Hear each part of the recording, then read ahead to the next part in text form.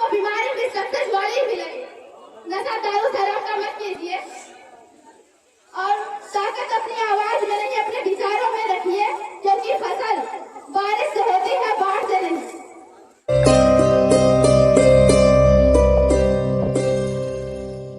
तो सबसे पहले हम भारतीय संविधान के रचयिता, आधुनिक भारत के निर्माता, कानून विद्या के प्रकट पंडित, नारियों के मुक्तिदाता, दलितों के मसीहा, विश्व विख्यात ज्ञान के प्रतीक, विश्व रत्न, मानवता के प्रतीक, भारत में लोकतंत्र के संस्थापक और देशों को, दुनिया को नई दिशा देने वाले महान अर्थशास्त्री, उच्च कोटि के महान दार्शनिक और सभी संपूर्ण मानवता के प्रेरक स्रोत, धीर गंभीर चिंतनशील प्रतिभा के धनी युग पुरुष, गांधी को प्राणदान, कस्तूरबा को बलिदान देने वाले महान कुशल वक्ता, विश्व वंदनीय डॉक्टर बोधिसत्व भीमराव अम्बेडकर, परम पूज्य और ज्ञान के प्रतीक, शांति के प्रतीक तथागत गौतम बुद्ध के चरणों में सत सत नमन करती हूँ।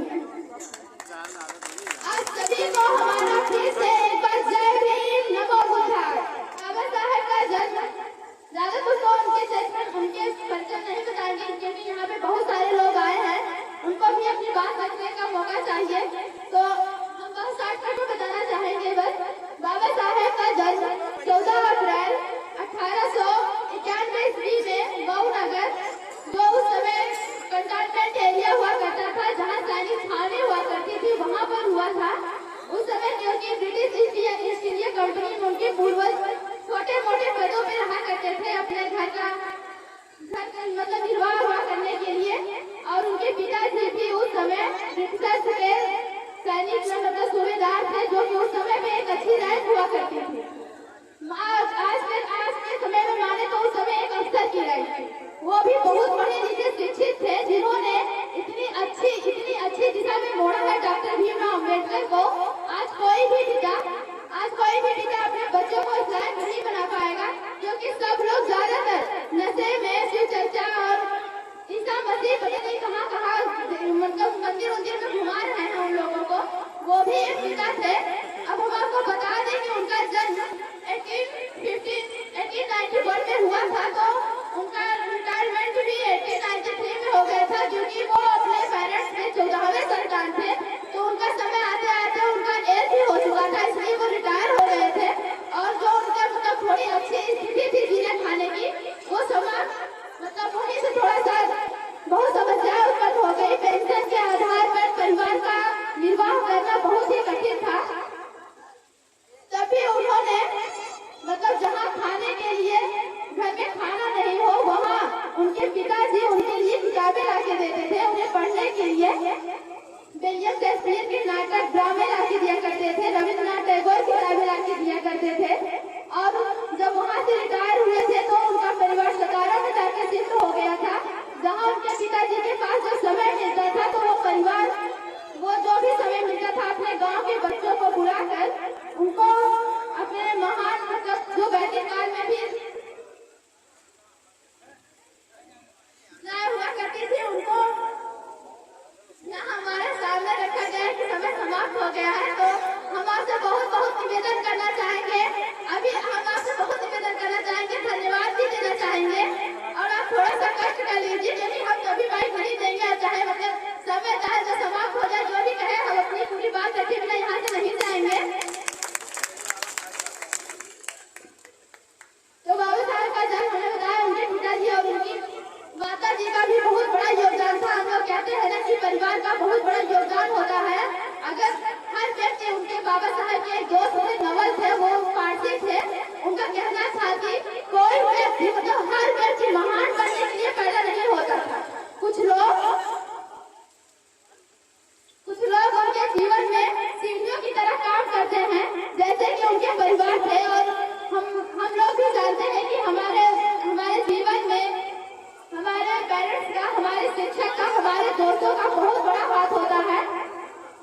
और हम बात करें उनकी शिक्षक की, तो वो यूनिवर्सिटी ऑफ बॉम्बे से बीए किए थे और कोलंबिया यूनिवर्सिटी से पीएचडी और एमए किए हुए थे, और लंदन के स्कूल ऑफ इकोनॉमिक्स से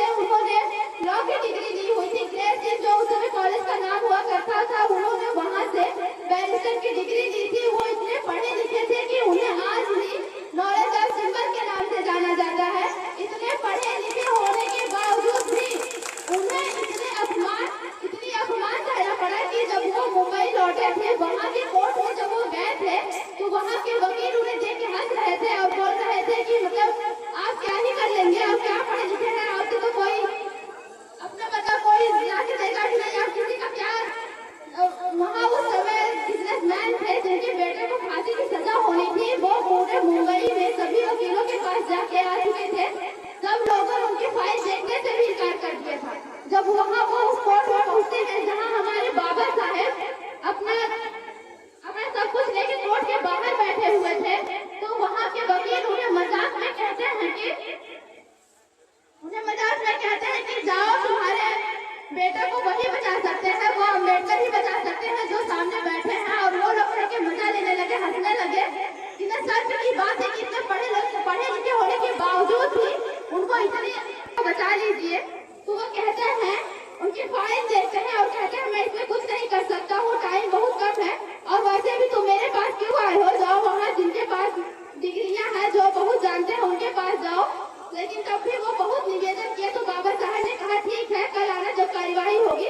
तब जब सुबह वो कल आता है कोर्ट में कार्यवाही के समय, तो जज पूछते हैं कि आप कुछ कहना चाहेंगे सफाई में, डॉक्टर भीमराव अम्बेडकर सीधे इनकार कर देते हैं कि नहीं, मैं कुछ नहीं कहना चाहूंगा। उसके बाद उन्हें फांसी की सजा सुनाई जाती है। उन्हें फांसी की सजा सुनाई जाती है। उसके बाद जल्दी जल्दी तो होगा नहीं, निवेदन के साथ हम भी कहना चाहते हैं, हमें पता है कि यहाँ बहुत सारे लोग आए हुए हैं, हमें